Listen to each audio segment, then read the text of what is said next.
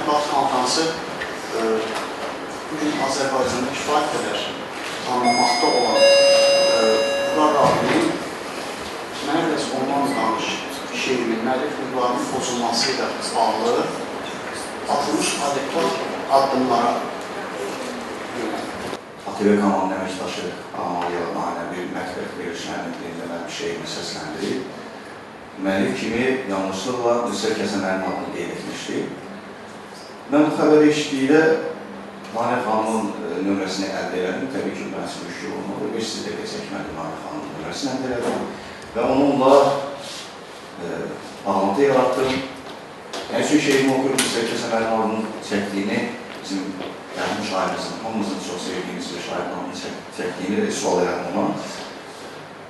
Manə xanım şeirin Nüsrət Kəsənlərinin şeiri kimi bildiyini, yəni ona belə bir məlumatın çatdığını dedi.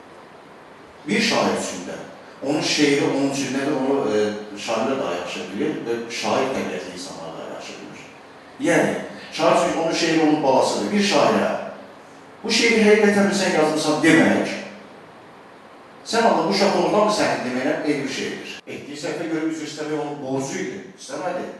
Şeirimi sevdiği nəsə mən başqa mənada anlaşılmasın sözüm, amma müəllif kimi nəsə mən bəyənmədim. Mən Vüqarla dostum, amma bunun heç bir dostu da qəbili yoxdur. Yəni, biz dost olmasaydıq, belə hətta düşmən mövqeyində olsaydıq, belə ədalətdir. Bunu heç kim dana bilməz. Bu mövzuda mənə gəlir ki, heç tərəfli eləmək edəməz, Vüqar hər bir halda haqlıdır.